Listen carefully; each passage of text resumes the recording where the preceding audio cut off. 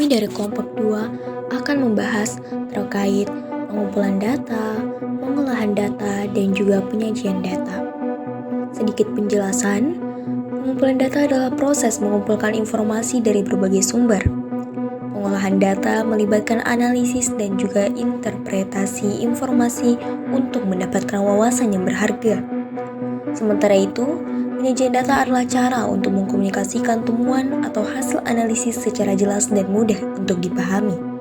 Kita sebagai mahasiswa kewirausahaan penting untuk tahu 3 hal tersebut karena hal ini dapat mendukung kita untuk mengambil keputusannya informasinya berdasarkan pada fakta, kemudian dapat memahami pasar dan pelanggan, serta mengidentifikasi peluang bisnis yang potensial.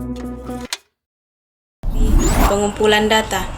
Pengumpulan data berarti pengumpulan peristiwa, atribut, elemen, dan nilai variabel. Pencatatan ini menghasilkan data mentah yang tidak berguna. Oleh karena itu, untuk membuatnya lebih dipahami, data mentah harus diproses, diringkas, disederhanakan, dan dianalisis. Nah, adapun tujuan pengumpulan data adalah untuk mengidentifikasi atau menyelidiki variabel atau masalah penelitian.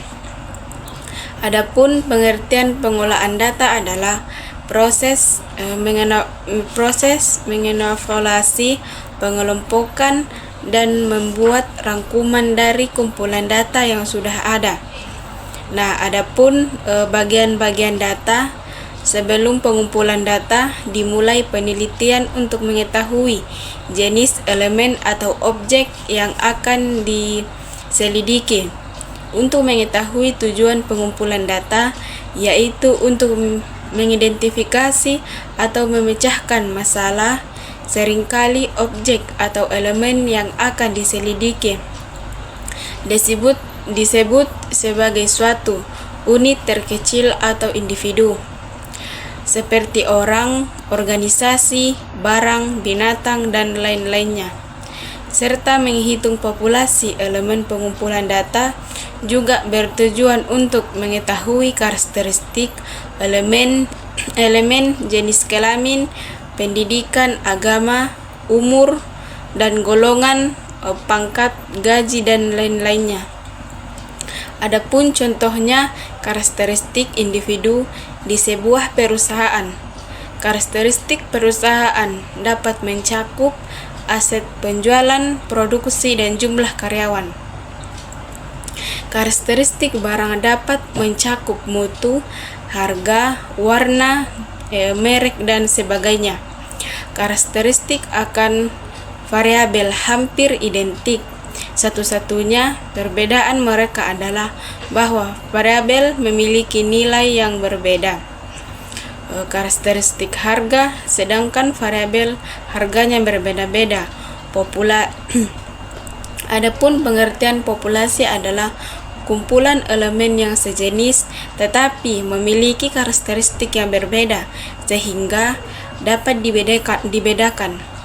Adapun pengertian dari sensu adalah 2 metode pengumpulan data.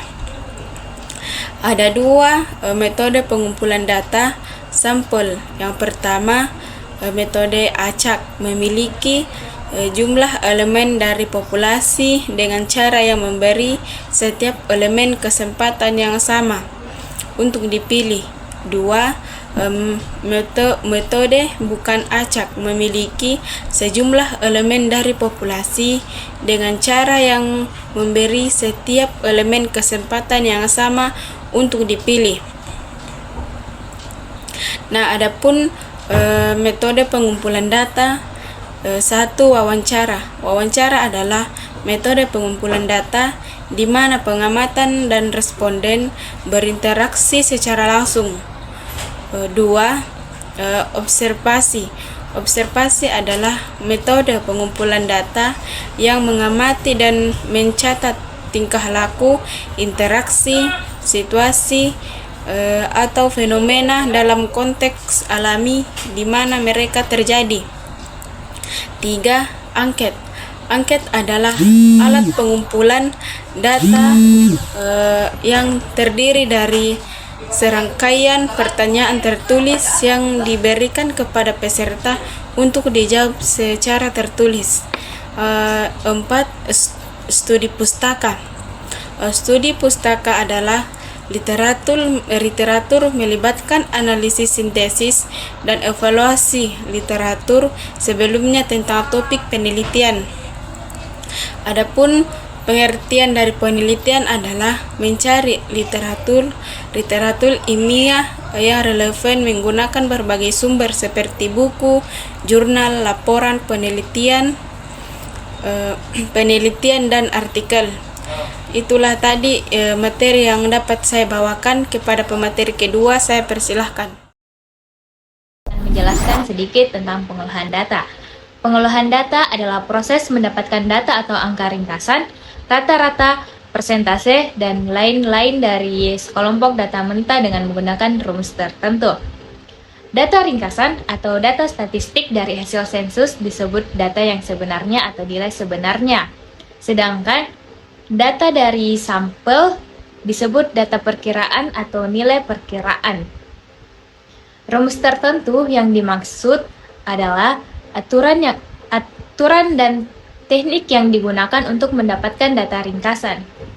Cara pengolahan data dapat dibagi beberapa tahap. Yang pertama, proses pengkodean. Proses pengkodean dalam pengolahan data merujuk pada langkah-langkah untuk mengubah atau mewakili data dalam format tertentu agar dapat disimpan, diakses, dan diproses dengan efisien. Proses pengkodean ini sangat penting dalam memastikan keamanan, efisiensi, dan keandalan pengolahan data dalam berbagai sistem informasi. Yang kedua, proses validasi. Proses validasi yaitu untuk memastikan bahwa data yang dimasukkan atau diproses dalam sistem memenuhi persyaratan atau standar tertentu. Validasi data penting untuk memastikan kualitas data yang tinggi, mencegah kesalahan, dan meminimalkan risiko kesalahan dalam pengolahan dan analisis data. Yang ketiga, proses tabulasi. Proses tabulasi merujuk pada langkah-langkah untuk menyusun dan mengatur data ke dalam tabel atau format yang terstruktur.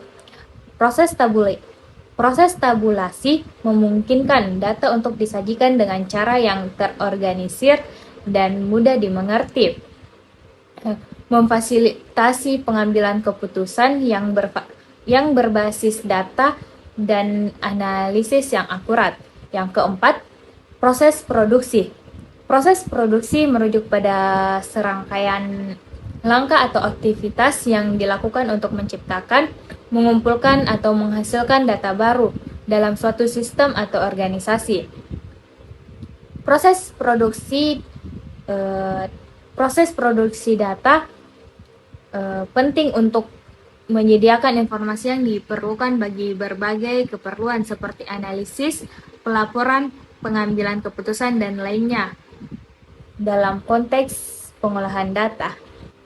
Sampai saat ini proses pengolahan data dilakukan menggunakan komputer karena pengolahan manual tidak lagi dilakukan karena tidak efisien, mahal, dan memerlukan waktu yang lama. Itulah tadi sedikit penjelasan saya tentang pengolahan data. Sekian, terima kasih. Jadi yang akan saya bahas adalah penyajian data. Nah, di penyajian data sendiri, apabila kita ingin menganalisis suatu masalah, kemudian mudah untuk memecahkannya, maka data harus didistribusikan.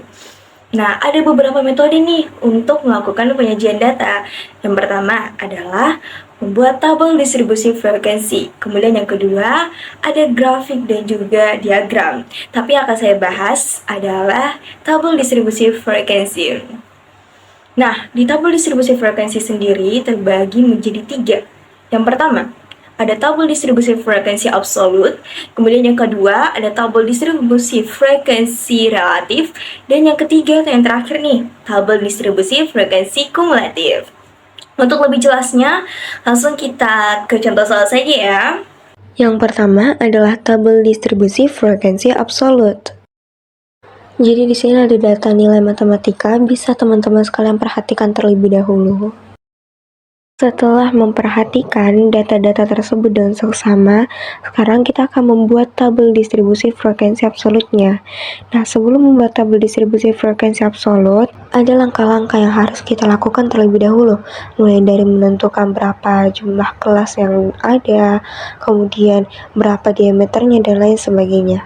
Langkah pertama yang kita lakukan adalah mengurutkan data terkecil ke data yang terbesar, karena sebelumnya itu adalah data yang teracak. Bisa teman-teman sekalian perhatikan, data terkecilnya adalah 48, kemudian data terbesarnya adalah 89. Setelah mengurutkan data terkecil ke data terbesar, selanjutnya kita akan mencari nilai jangkauannya. Untuk mencari nilai jangkauan sudah tertera di sini, rumusnya data terbesar dikurang dengan data terkecil. Jadi kita sudah mendapatkan nilai jangkauannya yaitu 41. Kemudian kita mencari jumlah banyaknya kelas yang disimbolkan dengan huruf K. Jadi 1 ditambah 3,3 log N itu adalah rumusnya. N adalah jumlah keseluruhan data. 1 ditambah 3,3 log 30. Kemudian hasilnya kita tambah lagi 1 ditambah 4,87. Nah, hasilnya adalah 5,87. Kemudian kita bulatkan menjadi 6. Nah, sekarang kita mencari panjang interval kelas. Adapun panjang interval kelas ini disimbolkan dengan huruf I. Rumusnya jangkauan dibagi dengan banyaknya kelas. Jadi, nilai-nilai yang sudah kita dapatkan tadi untuk mencari hasil jangkauan di banyaknya kelas, kita bagi 41 dibagi 6, hasilnya 6,83, kemudian kita bulatkan menjadi 7. Lalu batas kelas pertama.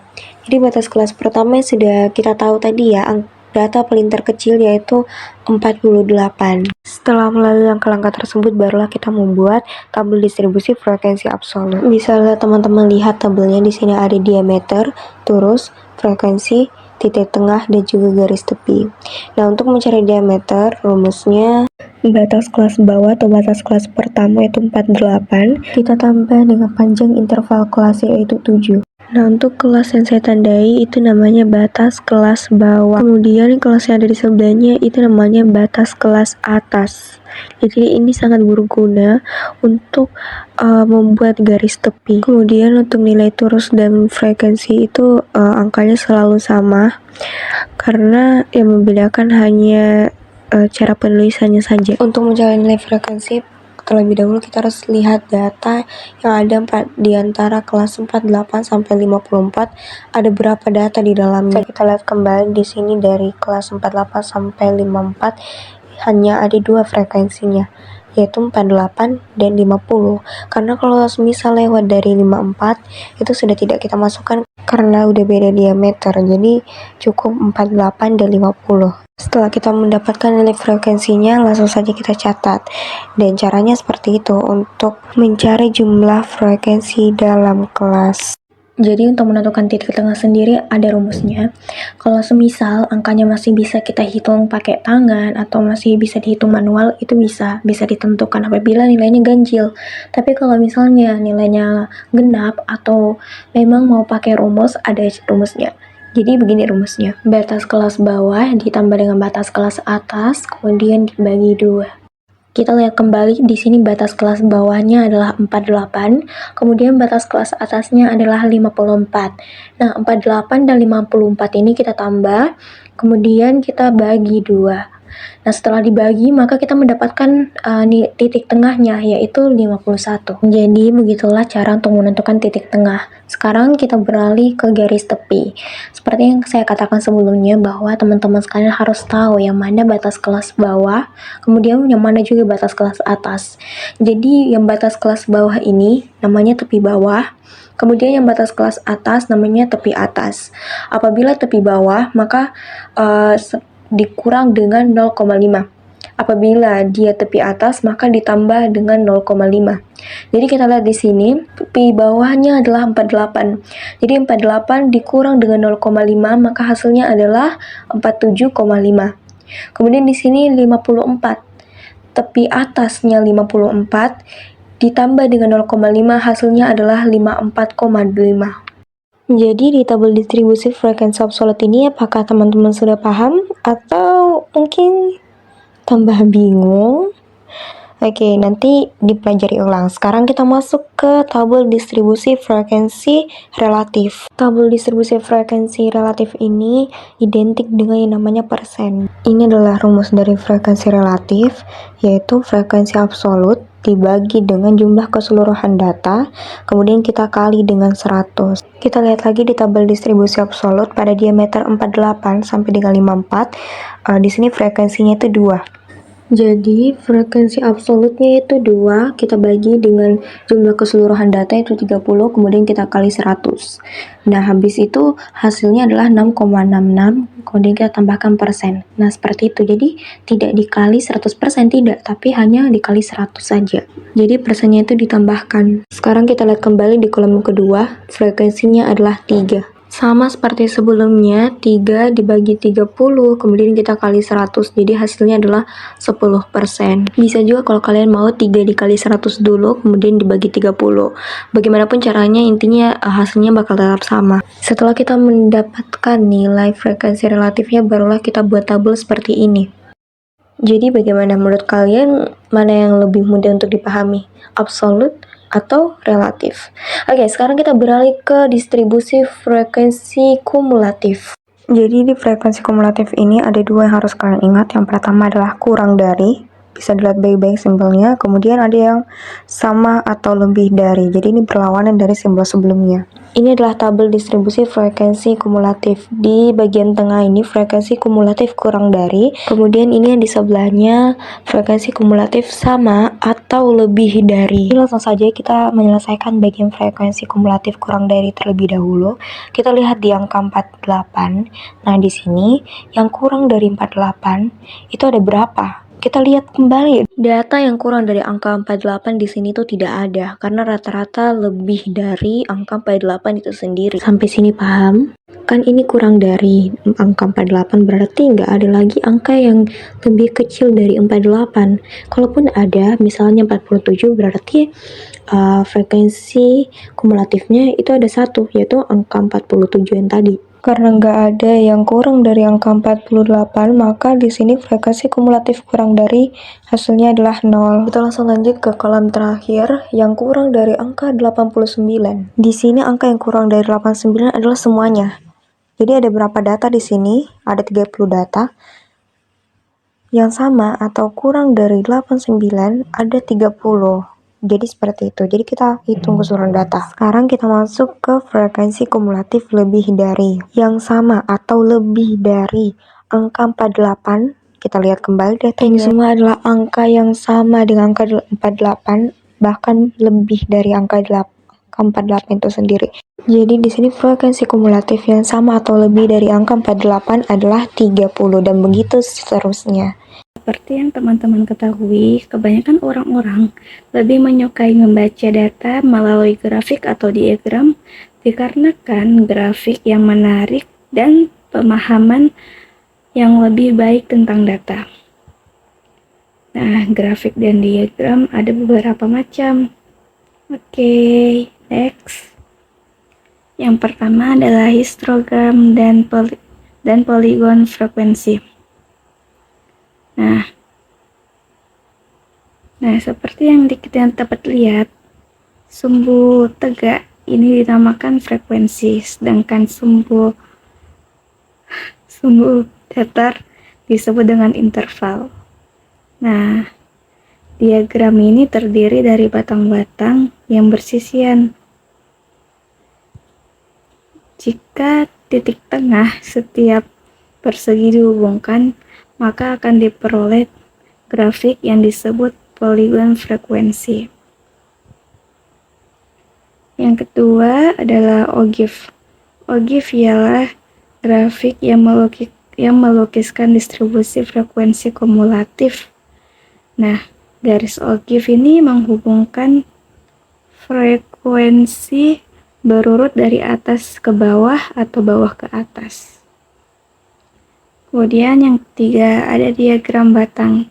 Diagram batang itu berbentuk batang. Nih, tentu batang yang menunjuk frekuensi disebut dibuat terpisah dan dapat digambarkan vertikal atau horizontal. Setiap batang harus memiliki lebar yang sama. Nah, contoh, umur mahasiswa di proyek kewirausahaan angkatan 23 kelas A. Ini ada yang berumur 17 tahun, ada 7 mahasiswa, sedangkan 18 tahun ada 5 mahasiswa,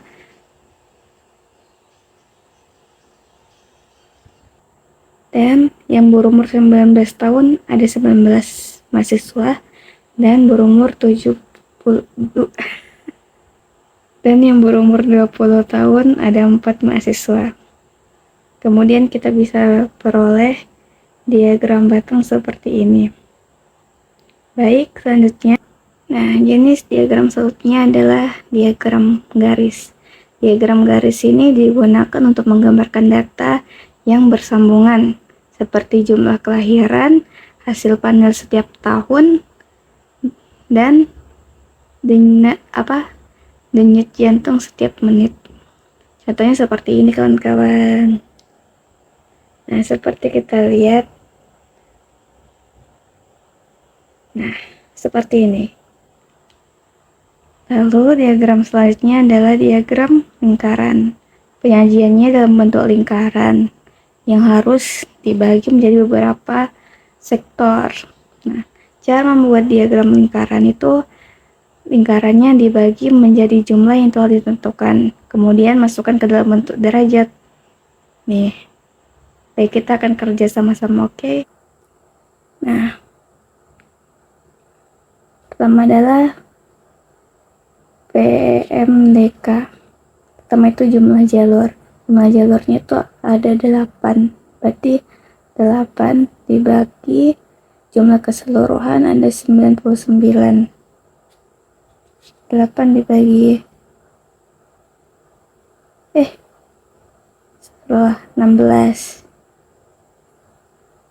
dibagi 99 dikali 360 derajat sama dengan persennya 16,16 persen dikali 360 derajat sama dengan 58 derajat 18. Nah, ini jumlahnya yang bersama 8 dibagi 99 dikali 360 derajat sama dengan persen 8,8 persen dikali 360 derajat sama dengan 29 derajat 9. Nah, jalur SPMB nasional ada 11 dibagi 99 kali 360 derajat sama dengan persen 11 persen, 11 persen kali 360 derajat sama dengan 40 derajat. Lalu mandiri ada 64 mahasiswa dibagi 99 kali 360 derajat sama dengan 64,65 persen dikali 360 derajat sama dengan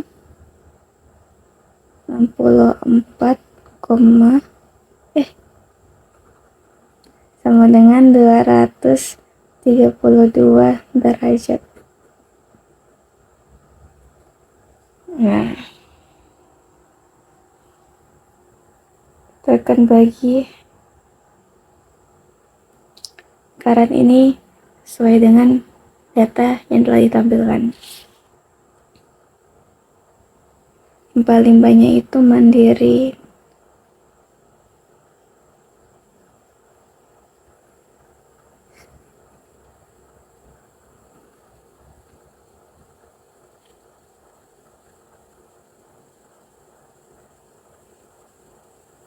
32 derajat.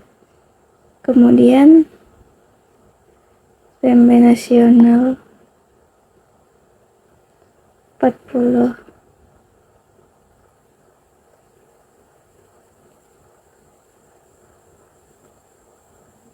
Dua 9.